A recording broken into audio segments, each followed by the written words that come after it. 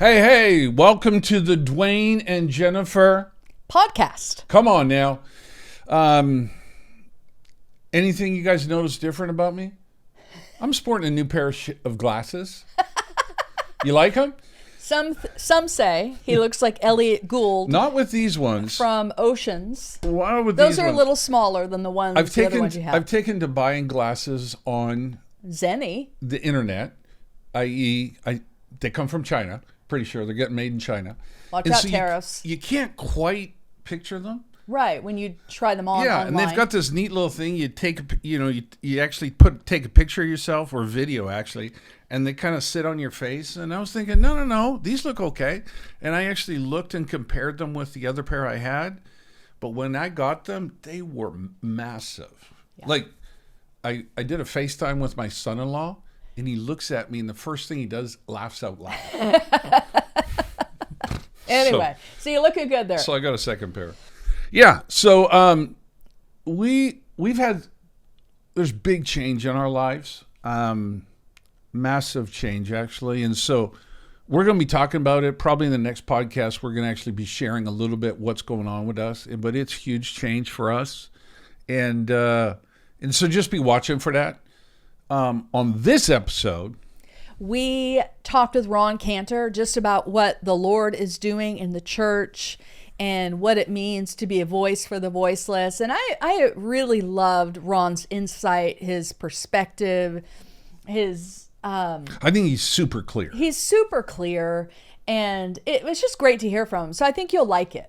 And I think the clarity will help I think his voice, his thoughts today will help kind of even just give us a picture of kind of where the body of Christ is at and what the Lord is highlighting. So if you like what you hear, follow us, subscribe in YouTube, and then share with others, because I actually, just the perspective today I think was very helpful. So take a listen. I think you'll enjoy it.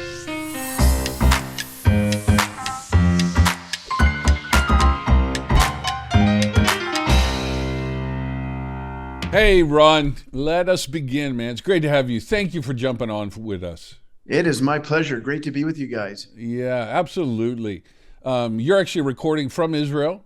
Yes. And so we're here in KC. Love technology.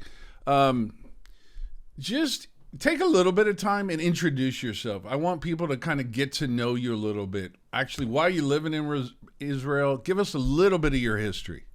Okay. Well, I'm a Jewish believer. I came to faith in 1983, which is getting longer and longer ago. I understand. And I met my wife, a Israeli Jewish believer. A few years later, we got married. We were part of a historic Messianic congregation called Beth Messiah. I ended up joining the pastoral team there eventually. And then we moved to Ukraine because there was a real move of God on the Jewish people there. Jewish Voice, Jonathan Burness, they were doing these massive outreaches, and really tens of thousands of Jewish people were hearing the good news in a Jewish context for the first time in Ukraine and Russia and all over the former Soviet Union. Wow. And there was a real need to train leaders. So we joined what was called the Messianic Jewish Bible Institute, MJBI, where I got to meet some lifelong mentors like Wayne Wilkes, and others, and it was a great time. What year? What year was that when you were in Eastern Europe? 98, 99. Oh, okay. Oh, wow. Yeah. Amazing. So we lived, Ukraine was different back then. I mean, obviously now they've been through war, but it advanced greatly over the next 20 years. But when we were there, everything was gray and very oppressive. Sometimes it would get so cloudy that you would not see the sun for a month. Yep. And then it would come out and you would say, oh, the sun. I remember that. We left Budapest. We had lived in Budapest for 4 years, and we left in 98. So kind of we're familiar with. So, I moved to Budapest the very next year. So I just missed you. Seriously? Yes. Okay. Yes. One of my most favorite cities in the world. So beautiful. It's beautiful. I could have stayed there the rest of my life, but our ministry was just not taking off there. We went there both to plant another Bible school from the MJBI, But Okay. also we had a congregational planting ministry where in Ukraine, using the model that Jewish Voice developed on a smaller level, we planted a congregation. And to this day, that congregation is doing phenomenal in a city called Berdichev. But that model was not working in Hungary.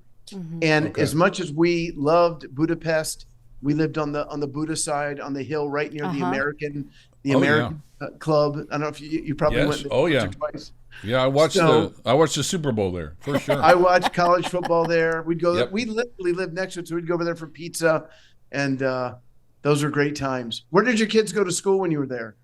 Well, our oldest was born in Budapest, so we left when she was a year and a half. So they didn't go to school. We were just young.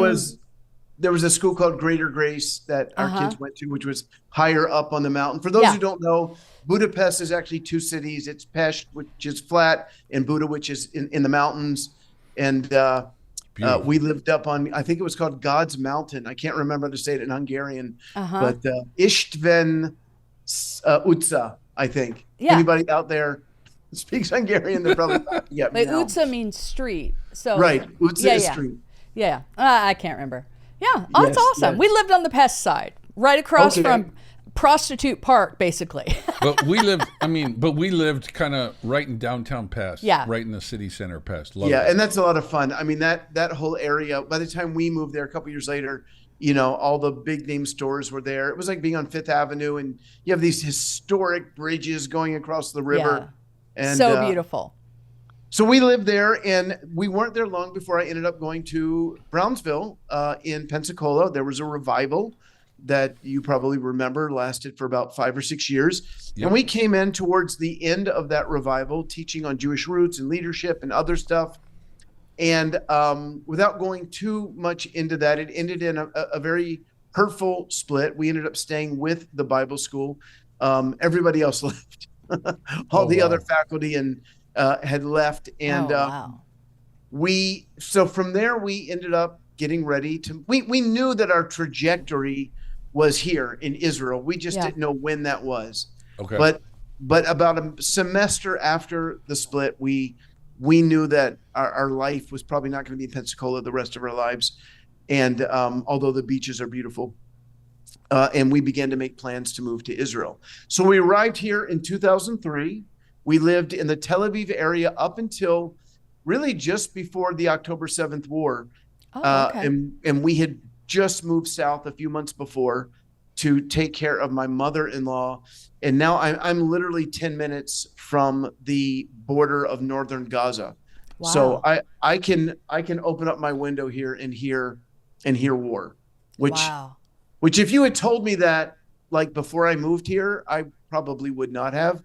But God gives you grace, and when you're in it, you just have this. It's different.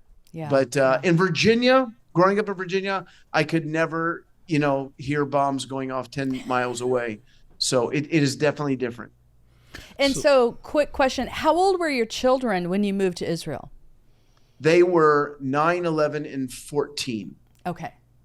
And it was a hard transition for them. I cannot imagine. My gosh.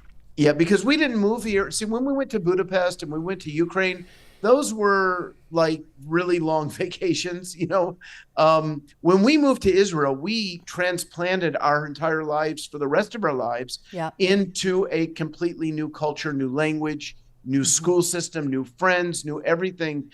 And my girls now, they'll tell you that they're so grateful to have grown up all over the world. When we moved back to Virginia temporarily, before we moved to Israel back in the early 2000s, they went to school with kids who had never left Virginia, much less America. Right. And they had already lived in several different countries. So it was hard at the time, but now that they're older, they're world travelers.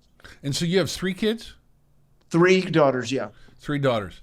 And so I'm assuming did they have to do military service then, moving there? Yes. My oldest daughter did a little bit, and she was the one that came here. Imagine coming here as a teen. Yeah. You're suddenly going, wait a minute, Army? What? I did. Yes. I was in Virginia, and nobody said anything about going into the Army. So she had a real hard time, The other two did their full service. In fact, my middle daughter ended up extending a little bit, but none of them were in any type of combat duty. My youngest daughter in 2014, when I can't remember the name of that war, one of our wars with the Hamas, she was near the border of Gaza doing intelligence, and she had a real traumatic experience where we folks don't remember, but we had left Gaza for about 10 years at that point. And there were no Jewish people living there. So for us to go back in to stop the bombing was going to be difficult. So on the first day that we went in, she was on the line, her and her commander with a tank unit, and suddenly the line went silent, and they were the first casualties of the war. Wow. So it's not an easy thing living here. And let me just say this.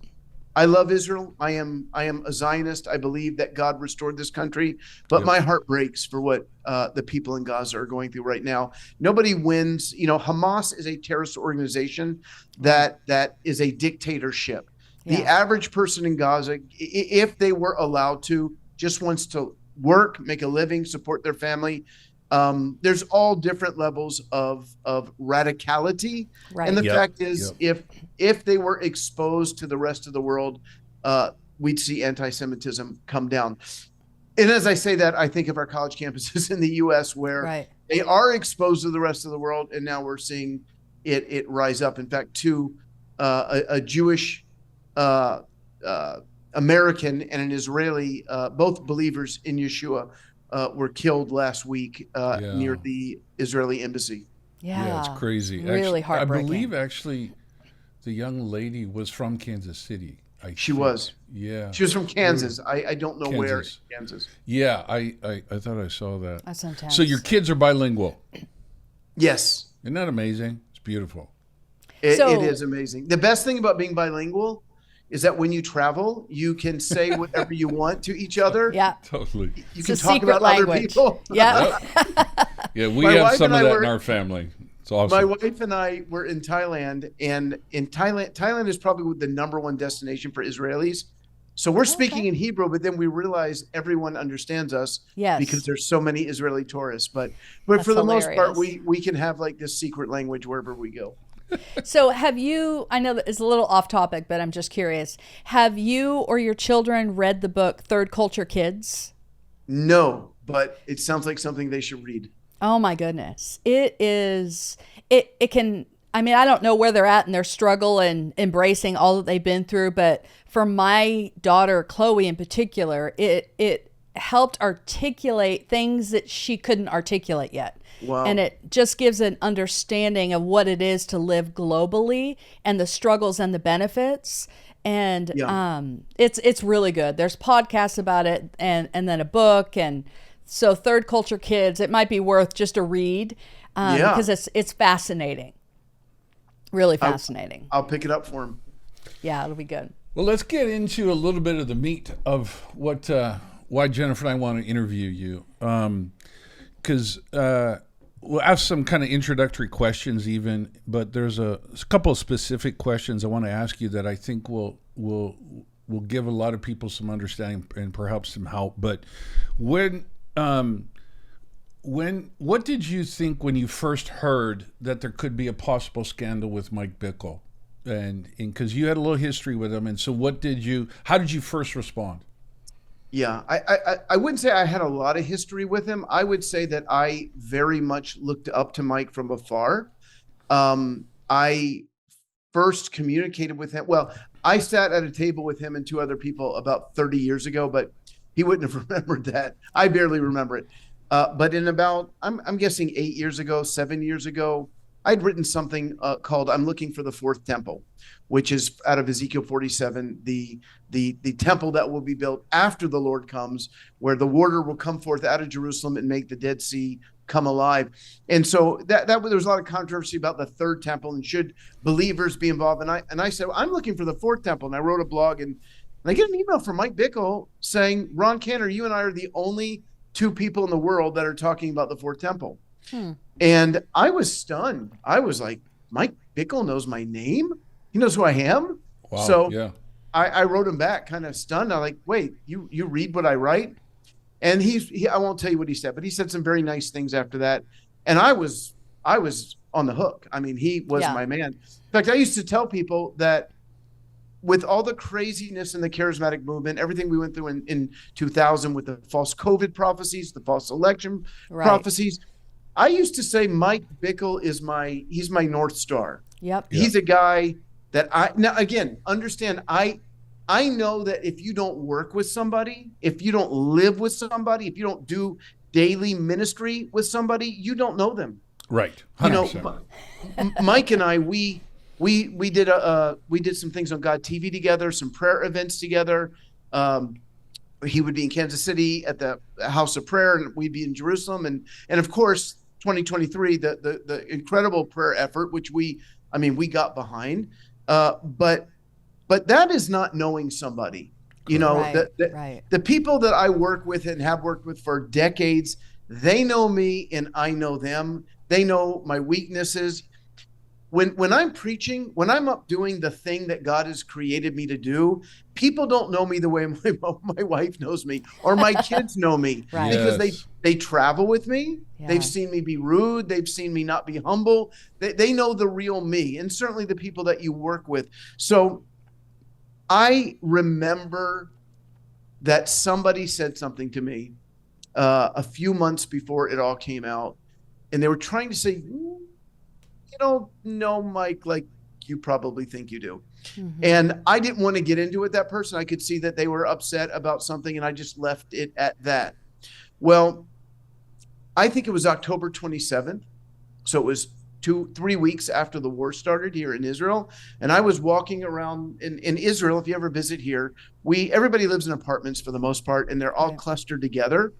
And because there were bomb warnings, you would have to run and take cover, wherever if you exercised or did anything, you wanted to be close to a building. Right. So I'm walking that evening around my cluster, and I get a phone call from that same person. And they say to me, I just want you to know, tomorrow it's going to come out publicly that Mike Bickle has been involved in several or alleged, I can't remember the exact words, but there are going to be several accusations of clergy sexual abuse against him. And when I heard that, I knew it was true. Now, you say, Ron, how did you know it was true? Are you a prophet? No, it wasn't prophetic at all. It was in my 40 years or so. I don't know how long I've been in ministry. Somebody else can do the math. Since 1987, I think. It is very rare that there is a false accusation against a minister. Right. It's just rare, as we've seen in the past year. If they are multiple accusations, the percentages that they are true go up. Mm-hmm. So for instance, I think scientists say that it's sociologists, between 92 and 98% turn out to be true. When there are two accusations from people in the same community, but they don't really know each other, it goes to 99.5. When there's 6 or 7, it happened. So I believed it immediately. I was stunned. Yeah. I was shocked. But I live here in Israel. So I thought, well, I didn't know you at the time, but I knew other people that were part of the group that became dubbed the Advocate Group. And I just waited and didn't really say anything publicly about it until December. But that's where I was when I know exactly where I was walking when I took that phone call. Wow. Interesting. Now, maybe I'm jumping ahead a little bit, but a question I have is, when the narrative got spun that this was all an attack from the enemy to get us distracted from praying for Israel, all the scandal stuff. Here you are living in Israel. You're a Jewish person. How did that hit you? Yeah, I'm laughing for another reason, because I in a different situation that others might know about, that those are the accusations. You bringing this forth is going to hurt the kingdom of God. Mm-hmm. Here's where I stand on that. I as long as I can remember, I have cared for the underdog. When I was an unbeliever in high school, and I wasn't a tough guy, I wasn't somebody that got in a lot of fights, but I just remember there was a kid that was being picked on, and I went and defended him and got in a fight and beat up the other guy. Fortunately, he was smaller than me. Funny story is I'm getting a sub with my daughter about, I don't know, 15 years ago. And the guy behind the counter says, "You don't remember me?" And I said, "No, I don't." And he won't tell me who he is. And it's one of those places where they make your sub and you go down a line, and he's the manager. When he finally gets to taking my money, he tells me his name. He says, "Yeah, you beat me up about 30 years ago." So we're on good terms now. But I've always, it hurts me when underdogs are hurt. And when I think of a victim of clergy sexual abuse, that's an underdog. It's a vulnerable person that is being taken advantage of by a powerful person. Right. So it's never been in my DNA to say, "Oh my gosh, we have to protect prayer for Israel, so we're not going to expose this person who is a predator." That is just so dumb. Yeah. And it limits God. It's like, I mean, is God in heaven going, "No, don't expose him. I need him"? God. Sorry. Well, I'm just saying God is just so much bigger than that. And I see that as a test. I see that when these things happen, and I just finished reading Diane Langberg's most recent book, When the Church Harms God's People. Yep. And she has a whole section about the damage that takes place when people put the institution ahead of the people that the institution is serving. So you're protecting jobs, you're protecting the reputation. Look at all the good that we do. It never works out. It always ends up hurting people. So that is kind of where I line up. I believe that God, if we as New Testament elders do our job, which is to take accusations seriously, investigate them, and administer discipline and hopefully restoration. And by restoration, I mean to Jesus and to the body of Messiah, not necessarily to ministry. If we do our job, God can take care of the rest. God is not looking at us saying, "Hide this sin to protect the institution." Right. And that's a huge point. I'm going to ask you kind of a couple questions here that are going to be super, of course, but I think they need to be asked, and then you need just get your response. But because the bigger storyline, it's kind of divided. Why are we speaking out so publicly? You're harming the church. And so this is, of course, yes, but do you love the church? What are you fighting for in this when we talk publicly like this? And then, is it causing harm to the church when we talk publicly? Those are both really good questions. I do love the church so much, and I love the sheep. And if I showed you the emails I have gotten from the church, not from the leadership class, not from the celebrity ministers, that I got a lot of question marks about that group of people. But if we're talking about the sheep, I love them. And if I showed you these emails, one I got the other day, over the past week, I've gotten 2 different emails from people who said, in this particular situation that we're involved in right now, there's a woman named Sarah Monk who was in what I would call a sexually abusive relationship back in Pensacola many years ago. And this person said, because of Sarah's courage and the stand that you have taken to expose this person said, "I was 12 years old. Wow. When my pastor began to sexually abuse me." And she talked about the shame and the blaming herself and all that. And she said, "Watching you guys, I have found the courage to confront this." And she has got leadership involved now, and she's facing her accuser. I've gotten other letters like that. The church is saying amen. At least the ones who are contacting me, they're saying, "Thank God this is happening. Don't stop. Keep shining the light." The people who are upset it's the minister class. Yes. And I remember the person that we have had to deal with, he said to me, "If you do this," or rather he said it to my leadership team, "if Ron continues," and this is before anything was even public, he said he's going to harm his own ministry.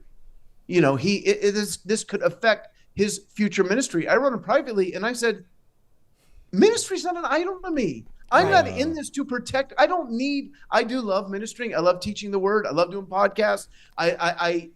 God has called me to be a voice and I enjoy being that. But if it's gone, if people don't want to listen and I got to do something out, it's not an idol to me. And I said to him, it's an idol to you. You cannot imagine life without being in ministry. Right. What was the second part of your question? Oh, does it harm the church? No, I think, 1 Timothy 5:19 and 20, it says that elders are called to receive accusations that should come from 2 or 3 people, and they should be investigated. And if the leader is continuing in sin, they need to be exposed publicly. So when New Testament elders do that job, that brings life to the church. Yes. It says that when they're exposed publicly, all will fear. In other words, it will produce the fear of the Lord. Yes. Like what happened with Ananias and Sapphira. When they died, it says that the fear of the Lord took hold of the people. So I reject the idea that this is harming the church. It's actually strengthening the church. That's what I'm seeing all over the world. Amen. And one more point about that. Someone might say, well, you got this podcast. Now, listen, I am an elder in a New Testament congregation. I love the local church. I'm part of one. We travel over the world, and sometimes it's hard to be there. But I'm a huge believer in the local congregation. But you have other voices out there that I don't know necessarily where they're going. And I've told Julie Royce this before. Julie is doing what she's doing because leaders will not do it. Right. You've got, we all saw a few years ago where somebody got up in front of a group of people and said, and quite bravely said, I struggle with pornography. And we saw Mike Bickle get up and say, it's not that bad. You watch commercials and and we've never, what? So that did not help the church. Covering that up, when that person bravely confessed, that would have been an awesome moment to say, yes. How many other people are struggling in this? Let's get but instead it was, we never heard the end of that story. So no, when we do the right thing, and again, you have New Testament elders that are often not doing their job. There's a story in the Bible about Assyria. God uses Assyria to discipline Israel, and Assyria goes too far, and then he disciplines Assyria. But God, if we abdicate our responsibility, God will look for other people who are willing to do it. And that is what's happening right now. People are being exposed because the eldership class is not willing to do it. Yeah. It's a huge point. It's almost like, man, we got cancer and we're not willing to go to the doctor to even find out where it is or even if we have it. Let's just go on with business as usual. Just try, and it's just. So let me ask you're involved in a pretty intense situation that's become very public right now. So, but in these situations, because it was one of the allegations against us, you haven't done a biblical process. And why are you going public now? And so, just speak to that. No. There is a. You have done that. I know you did that, but just speak to that. Yeah. Well, I mean, sometimes you can't do a biblical process because the offender will not allow it. Right. And in the situation that we're dealing with, and again, I mean, I think people know who we're talking about, Dr. Michael Brown. In that issue, he was approached on at least 10 or 11 different occasions by people who knew different aspects of the story. And it never got dealt with. And in the last part in October, I was given this information and I did a biblical process, Matthew 18. Right. Now, let me just say this. I do not believe that victims of abuse, particularly sexual abuse, need to follow Matthew 18. They need to follow 1 Timothy 5:19, where they go directly to eldership. Exactly. Because typically when you have sexual abuse, the person committing it is a master manipulator. And you're taking a vulnerable person and sending them back to a manipulator. That is just, it doesn't make any sense. It's not common sense. Right. but I'm not that person. I am a leader. Yes. I was intimidated. I was scared because nobody wants to go to somebody that you love and respect and say, I heard these horrible things, but that's what I had to do. And his initial response was denial. I didn't know no truth here. When I was more specific and brought two people with me, he then confessed to about 65% of it. But then when I said, hey, this was not handled correctly 23 years ago. You need to, he was not interested. So it only became public when he denied publicly what he confessed privately to me and to two other people. It's a big deal. And then when he began to attack the victims. So that's when we went public. And I know with you guys, you tried to do Matthew 18 and you were roadblocked, you know? Yeah. So I saw a tweet of yours. I think it was a tweet. Darvo. Just talk through Darvo and how we're seeing it happen in the church.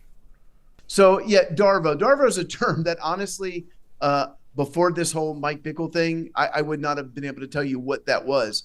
Yep. And I have to look at it right now, but it's deny, attack, reverse victim, and offender.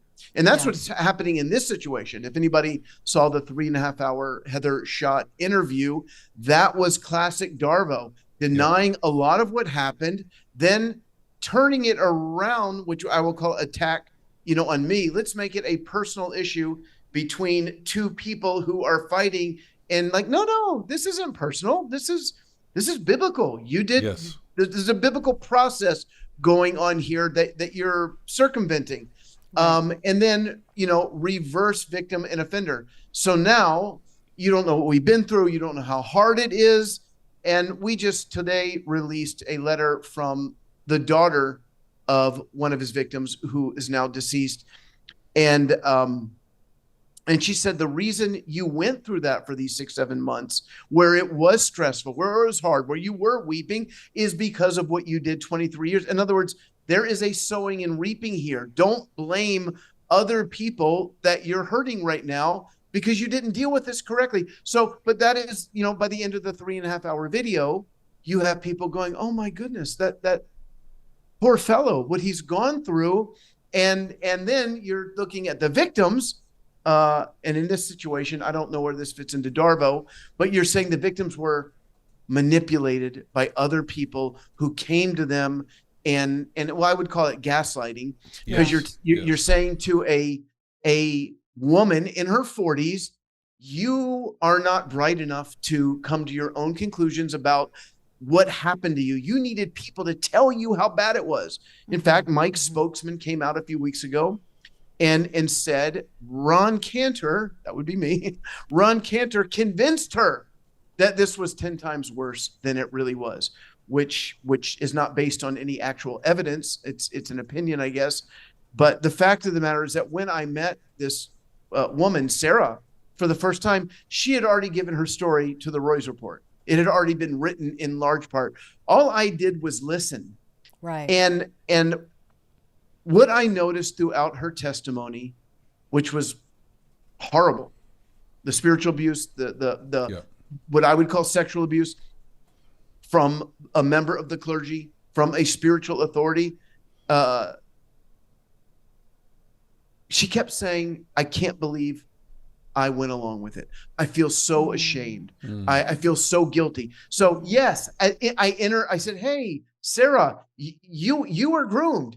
Look at the pattern here. Right. It went from hand-holding in a public place, hand-holding in private. It went from a kiss on the head to a kiss on the cheek to a kiss on the lips. It went from, then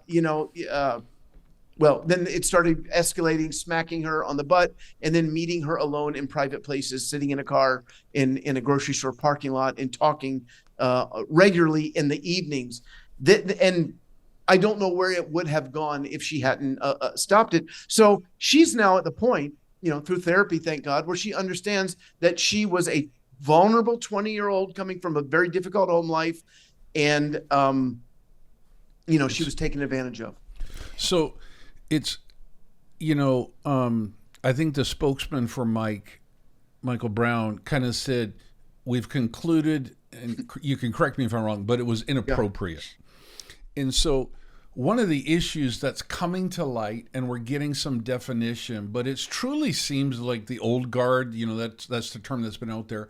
And then that there's an emerging understanding. No, what Michael Brown and many other leaders have done, it's not inappropriate. It's not, you haven't stepped over the line. It's actually using your authority in abusive type relationships. Just kind of flush that out, because I think this is one of the main issues that we have in the church, and we're getting clarity. But just kind of flush out, what is grooming versus just no. It was just really bad, inappropriate behavior that he entered into. Okay, so let me just address the beginning part of that question, which had to do with old guard versus what I see as something new emerging in the church. I'm going to read you from a letter that we just posted on YouTube. I read through these letters because both of these people are anonymous. This is Kim's. This was the other victim. There was Sarah and there was Kim. This is her daughter, Jordan. And this is just part of a much longer letter. But this one paragraph it's like a manifesto. And she says, I could write tit for tat all day long, trying to unravel Mike Brown's lies and deceit. But ultimately, there is something bigger than that to set our eyes upon. It's something bigger than any one of us. It's a move of God I am seeing over many people that come from many walks of life, standing up and saying no to an old, broken system that we do not want to take part in, where people try to lead others with manipulation and intimidation instead of simply leading by serving. God is moving in our hearts, in our homes, and in our families, and the way of the old system will not be allowed to cross over the Jordan into the promised land. So really good. I felt like she articulated so powerfully what we're going through right now. And then that is what I see in social media. While I do see a lot of those in the celebrity ministry class decrying, like it's just, and yeah, social media can be used in very bad ways. But also, God is using it to hold leaders accountable. Absolutely. Who have had free reign. Yeah. And so, in terms of the second part of your question, the difference between grooming and, let's just say, an adulterous relationship, is that when there is a power dynamic or a significant power differential. So let's just take a senior pastor of a large congregation. He's typically treated like a celebrity. And I'm not saying he's a bad guy or a good guy. I don't know him because he's hypothetical. So our hypothetical pastor and he's a great teacher. Everybody likes him. Everybody wants to be his friend. And then some female is brought into the inner circle and she can't believe it.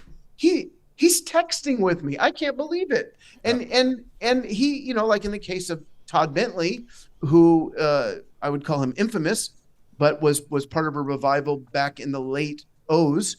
And then it turned out that he had several, he had already been sat down before that and has been sat down several times since then because of sexual sin. But I know that online he was able to get women to take their tops off. Now, they would not have done that if he was the plumber. No. If he was the plumber and said, hey, lady, I fixed your pipes. Would you mind? I know I'm being a little bit crass here, but do you understand? If he was the accountant, it's highly unlikely that this person would feel the same drawing to them. But there's something intoxicating about the anointing, about authority, and about power.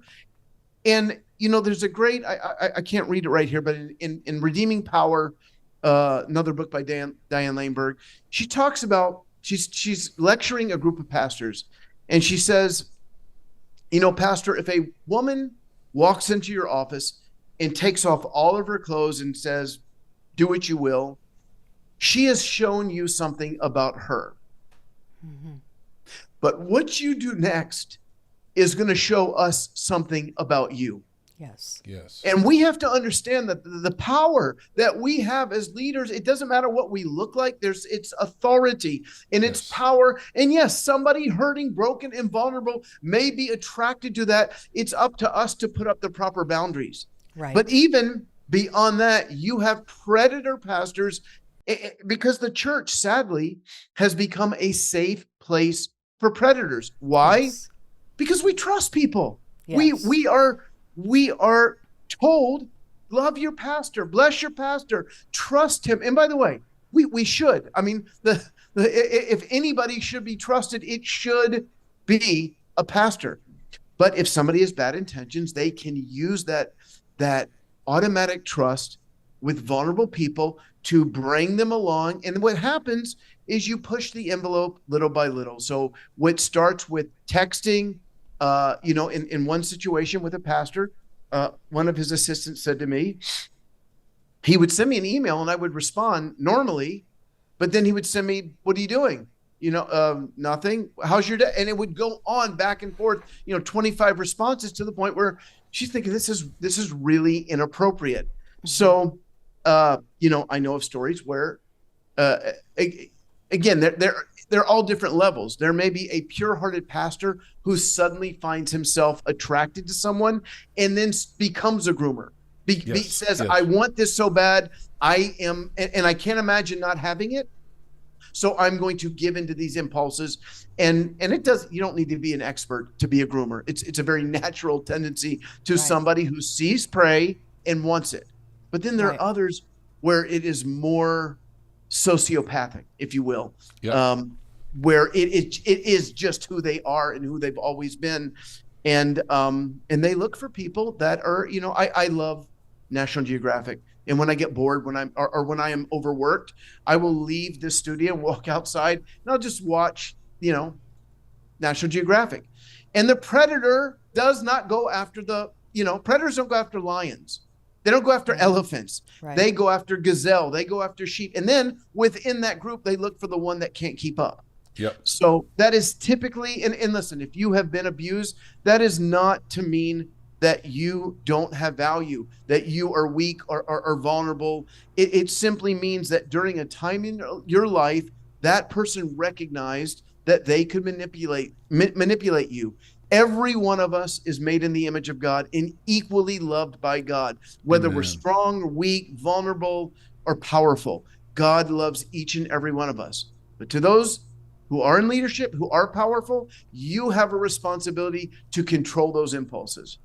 Yes, absolutely. And I think the world recognizes this better than the church does.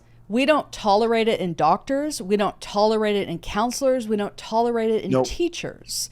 We don't tolerate it in NBA coaches. I don't know if you remember a few years ago, I don't know if you follow the NBA, I do, but the Celtics, their coach that took them to the finals, they fired him because he had a consensual sexual relationship with someone in his chain of command. Right. Yeah. That they determined, no, that's not consensual, that's abuse. And they fired. And so the world does a better job in that way. And it really, I'm angry when I think about a minister standing on a platform, a congregant sitting in the chair watching them. They think they're a godly person. They think they're following all the precepts that the word lays out. They trust. They absolutely trust. And when that person steps off the stage and uses that trust to manipulate and for their own sexual gratification, it's not okay. It's not okay. Go on. One of the things that you will hear from victims is that when they were in the midst of the abuse, there's a lot of gaslighting that's going on. Is like, you're trained to think that this is wrong, but God has shown me that it's okay. Right. So that a lot of that we know with Mike, God showed me that we're going to be married one day. My wife's going to die, and you're going to, you're going to be Lukey's father, his son at the time. So what happens if you are the victim? You're confused. Yes. Part of you is saying, I know this isn't right, but I trust this person so much. Their message on holiness, on purity. Right. Certainly, they would not be involved in this if it was wrong. So I guess it's okay. Yeah. I mean, it's when I first So moved, damaging. when I first moved to Amsterdam, 19 years old, Youth with a Mission, Floyd McClung was leading that base, 350 staff at the time, and he was this personality that was way bigger than life, Gregarious, kind. and I ended up having somewhat of a relationship with him, but I idolized him. Right. And I just, like, what is in the heart of a 19, 22, 25-year-old when you see somebody who is bigger than life and they start giving you attention, they have you. They can do almost whatever they want because of the impact it has on a 19-year-old. I was just like, my goodness, Floyd knows my name? And he's going to take me on a ministry trip. Yeah, I traveled with him a little bit, and I'm just like, oh my goodness. He did not abuse you. We need to make that clear. No, he didn't abuse me, but the point is, it is extreme imbalance of power. Yes. And Yes. and so something I've just been thinking on, and I'd like you to get your response. Really, because you're looking at God at the heart of this. What are you wanting to expose? Yeah. And I think he is exposing the posture, the heart of leaders. And in that, how we use our platforms and how we have even called people to the platform. Right. What at the heart of that do you think God is wanting to adjust, reorientate within the leadership of his church for the next decade and beyond? Let me answer that in a second. I want to say one thing first regarding the whole, your story with Floyd. And I'm glad that nothing bad happened. I had a similar experience where, nothing bad happened at all. And I'm still friends with this person today. But when I was a young man, I lived with Asher and Betty and Trader before I got married. And we had fasted for several days together leading up to Yom Kippur. And then after Yom Kippur, which is a fast day, we broke the fast. And the next day, his wife took their kids out for the whole day. And so Asher and I were at his house, and he said, let's just pray all day. I was like, okay. And Asher, very powerful prophetic teacher, but loved. And and I get to live with them, and so I'm praying with them and we're just praying all day. And he keeps walking to the kitchen and he makes bagels, puts butter on it, and he comes out and he gives me a bagel and eats a bagel. And we're eating bagels, but we're praying all day. And I'm thinking, this guy is so close to God that he can eat while he prays. Because me, as a carnal guy, I could never eat and pray at the same time. And I'm just thinking, and why would I assume that about him? Because of my respect for him as a man of God. Like you talked about with Floyd. Well, the next day he came to me and he said, I just got to apologize. I was such a pig yesterday. I was just so hungry after we'd fasted for several days. So it just shows you how I wrongly interpreted what he was doing because I respected his godliness. Wow. And that's a funny story, but imagine the power dynamics with a vulnerable female and a powerful pastor. 100%. And So- even go on.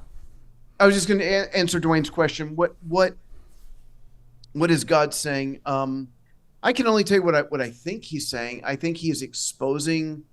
We as long as I've been a believer, we've talked about not putting people on a pedestal. The dangers of celebrity, Christianity. Yet we keep doing it, and it keep when I get saved, Jim Baker was on TV and Jimmy Swaggart were on TV, and then they were both. That's what we're. That's horrible, but that's what happens when we do the same things. It's only worse now because with the prevalence of the internet, you can have a pastor who has a congregation of hundreds of thousands of people all over the world. On the one hand, that is awesome that we can use the internet to reach people, and I hope we're reaching people right now. But if you don't have the character and the humility and the brokenness, it will catch up to you. Absolutely. The lack, I was in Singapore a few months ago, and a pastor asked me, we were talking about all these situations, and he said, what can a pastor do to not fall into these traps? And I really think it's develop humility. That's the most, by the way, I was telling this story, and that's one of the clips that Heather Schott took out where I said, given to my own devices. I am a naturally proud, arrogant, narcissistic person. And they took that little clip out and played it as if I was confessing. Brutal. But anyways, we have to develop humility. And I told this story about a pastor.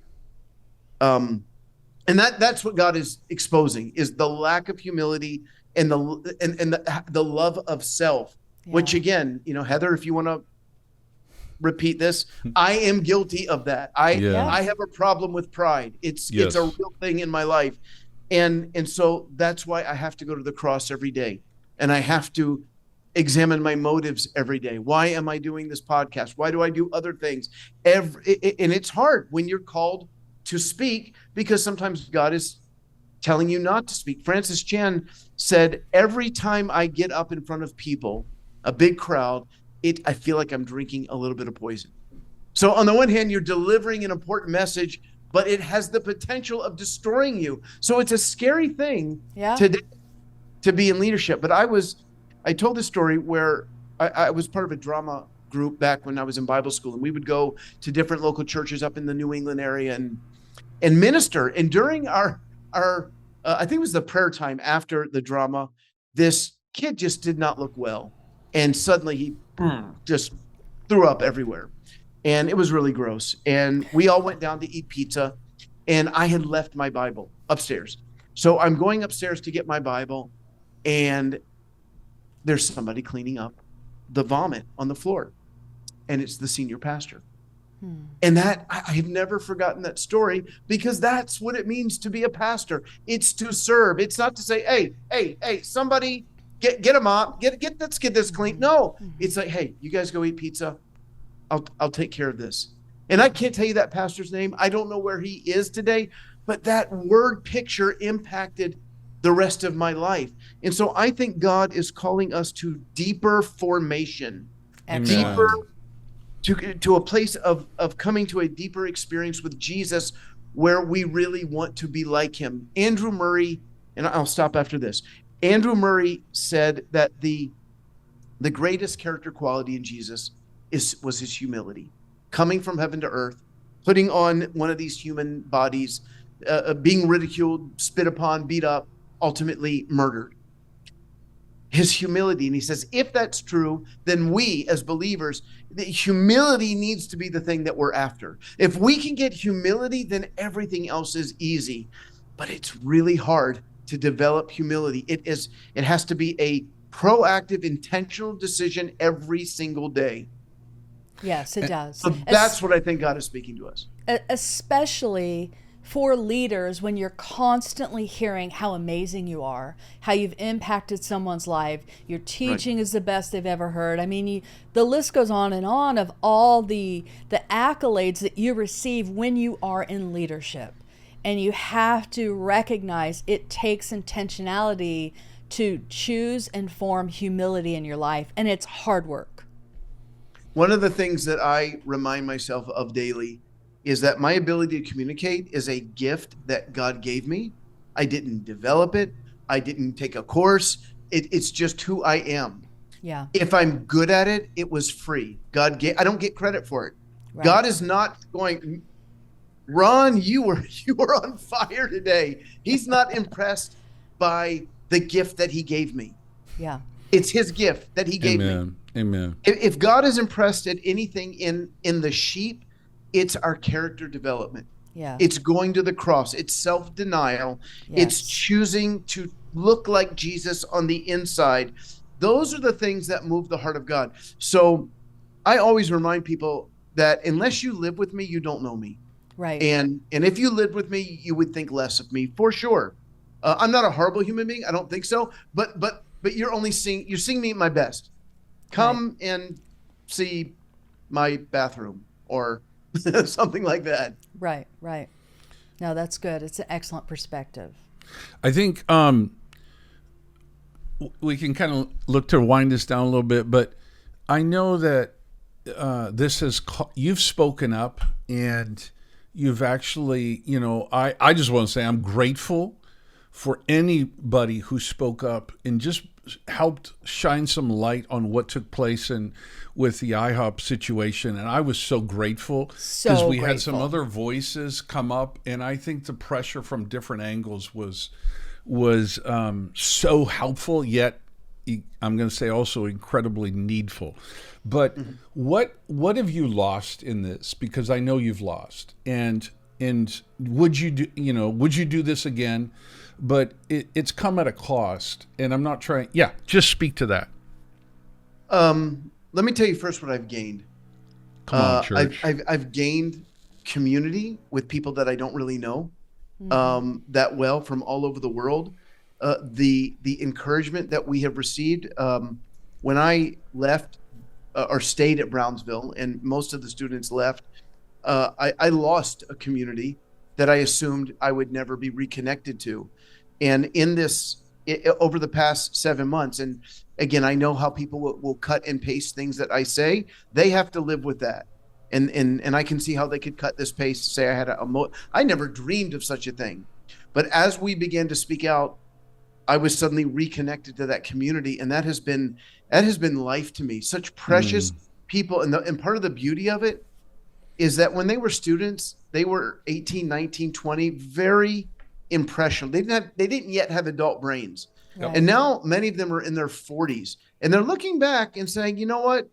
That wasn't cool. That was a bit manipulative. That standard was a bit high, a little bit too, they're tweaking on what should have been. And we are doing that together, and we're having online community, and that's been beautiful. Hearing from people around the world who have said that they have confronted their abusers because of what you guys have done and what we've done. That is life to me. Yeah. Waking up every day with a clear conscience is amazing. Knowing that I didn't give in to pressure because somebody was famous is a wonderful way to live life. What have I lost? I found out yesterday that I might be being sued. So that is not always great news. At first, it was supposedly a cease and desist, but when we did not cease and desist on everything, the lawyer is now saying that they will proceed with the matter. What else have I lost? Wow, that's a big deal. That's a big deal. Yeah. Well, we'll see where it goes. Right. My conscience is clear. Yeah. I've some tremendous stress with my own leadership team that we're trying to work through. We still love each other very much, but it has been, anybody who's watched this thing has been able to read the emails that have come out, and it's been hard. And that's for me, I don't really care what somebody around the world who I don't know says about me. What hurts me is when there's tension in the house, and we're trying to work through that, and people can pray, and we've had some breakthrough in the last few weeks. The level of stress, I remember when you guys were in the middle of what you were going through, and whenever you're involved in anything like this, there are waves of joy in knowing you did the right thing and feeling, again, these are words that might be taken out of context, but just feeling a bit heroic, like we did it. We didn't give in. We didn't bow down. And then within a day or two, you could, oh my gosh, I want to be gone. I want to hide. Yes. Where is a rock? Take me to heaven. And Yes. the ups and downs those downs are incredibly stressful. Yeah. And I have learned that if I don't get away and I don't get with the Lord, I can't live in the intensity of high octane confrontations. And anybody who likes to live in that, I would say that either God has given you incredible grace or there's something not healthy about your lifestyle. 100%, man. So I remember when you guys were in a downtime, and I wrote you because of things I'd gone through in the past. And I said to you guys in the advocate group, hang in there. You started on a godly path. God is going to win this thing. And I think he has. I think you guys have been vindicated. 17 victims came forward. We're still waiting for the final pastoral recommendation team report to come out, which should be hopefully soon. But you did the right thing. And Would I do it again? 100 times over. And I would do it 100 times over because of Sarah, to see how she is walking with the Lord now, to see how she is growing and is strong, because of Kim, who is no longer with us, but my relationship with her husband and now with her daughter, to seeing these people. The Bible says, Patach picha, lift up your voice, Proverbs 31:8, for people without a voice. That's what we're called to do. Amen. Protecting famous people is not what we're called to do. Now, That's if right. they're in, obviously you don't want to attack somebody who's innocent. You need to do an investigation, but we have to be willing to be honest. That's Yeah. right. So yes, I would do it again, and I would not want to go through the stress that I've been through again. But I would press that button again if I had to. Come on, man. And It's beautiful. It really is, because I think it's at the heart of what the Lord is. And as I said earlier, there's cancer in the body, and you know, getting crucified, getting assaulted for highlighting the cancer. It's intense to walk through, and I've seen you walk through it. So, you know, I'm saying back to you, thank you for doing this. I'm very, very thankful, because first of all, it tells me I'm not crazy. It tells me, no, there are problems in the church today that I believe the Lord is initiating and exposing. And I know from experience what you're going through. It's cost a lot. We had lawyers threaten us. I know all of that. And I'm grateful, Ron. I'm really, really grateful that there's others who are going, no, we got a massive problem here. Yeah. And I think it's on the heart of the Lord to expose it. So I truly want to say thank you for that. I remember hearing you do a podcast with Julie Roy's in the earlier days. I'm not exactly sure what month. And you mentioned Dwayne's name and we hadn't met you yet, but you just mentioned his name In a positive way. And I just cried. Like, oh, okay, we're I didn't not know that. alone. We're not alone. Someone saw and they believed, and they don't think we're a tool of Satan. Wow. It just, a simple thing like that meant so much. And so we understand the cost. And so I do definitely want to say thank you so much for the way that you have used your voice, stood up for victims. It's very powerful. And yes, God is exposing corruption in the church, but there's hope in it. You know, he's pruning. He's the master gardener, and he's pruning right now. And so it looks like maybe the fruit isn't there yet, but the fruit is coming because he's cutting away the things that need to be cut away. And so I just want to thank you for your obedience to surrender to his desire right now. And I'm sorry it's been so difficult. Well, bless you guys, and thank you for those kind words. I did not know that story about when I mentioned Dwayne's name, but those are the reasons why we do it. Is when it's life to somebody else. Yes, it becomes life to you. Yes. Thank you guys for having me. Yeah. Oh man, yeah. Anything else honor. you want to kind of say in closing thought? Are you anything else? You're good. I've got to go pick up my wife. That's a good thing. Go get your wife. We got to drop this off then. All right, man. All right. Thank you so much. Thank you so Love much you for guys. joining us. Appreciate you. Love you and too. Hope to see you again. Yeah. Absolutely. Good. Grace, buddy. All right. Ciao. Love you, bro.